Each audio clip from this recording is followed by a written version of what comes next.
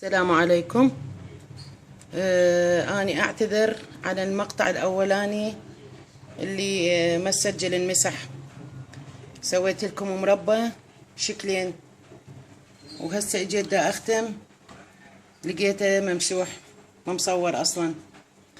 المهم هسه أنا راح أقول لكم سويت مربى مشمش، كيلو مشمش ناعم كان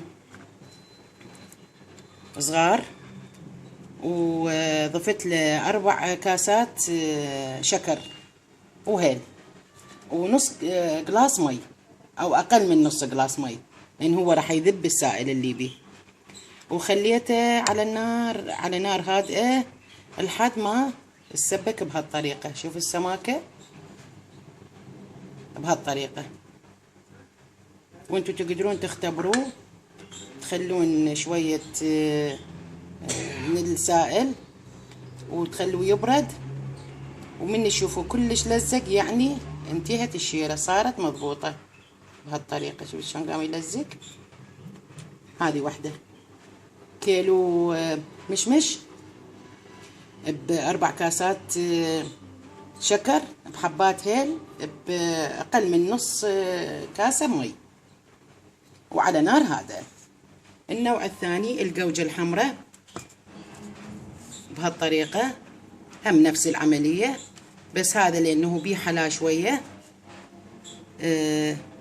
وهذا خليته بالنوى مالته للعلم، طبعا أني يعني كلش حلو يعجبني بهالطريقة.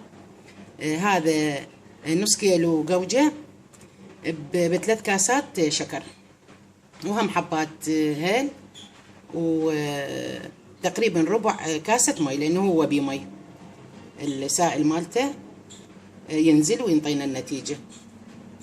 هذه نص كيلو قوجة ب3 كاسات شكر بربع كاسة مي، أو أقل من ربع كاسة مي وهي.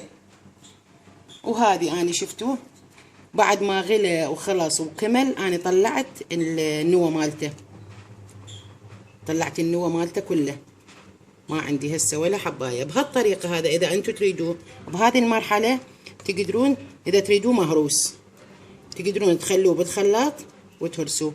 هاي بقت لي حباية بعدها بيها نواية، بسرعة تطلع لي، يعني مو مثل ما اني اطلع النواية وهو بعد ني، لا هيجي اسهل لي. بس هذه مسدودة من كل الاطراف. هذاك شوف شلون كله طلع لي مشمشاية مفتوحة وما بيها النواية. هسه اطلعها وراويكم اياها كلش طيبة، واكيد الكل يسويها، يعني مو فشي جديد او غريب علينا، احنا اهل المربيات واهل الفاكهة الصيفية، الله يديمها ان شاء الله يا ربي. نطلعها على صفحة ونطلعها بعدين. زين عيني هذه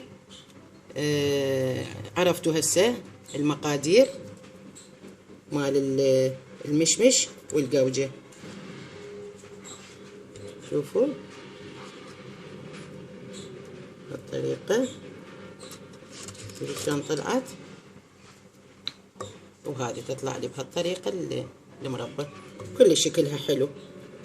قلت لكم إذا تريدون تهرسوه بهذه المرحلة، وآخر شي من تهرسوه وتخلصوا ترجعوه بنفس الجدرية دقائق، بس مجرد غلوة صغيرونة حتى كل شي يتلابس، وأخليه يبرد وأخليه بمرطبانات.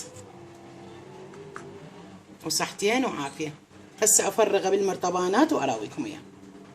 يعني فرغناهم بهالطريقة، وهسه نقبضهم ونحتفظ بيهم. وصحتين وعافية، مع تحيات وماوس.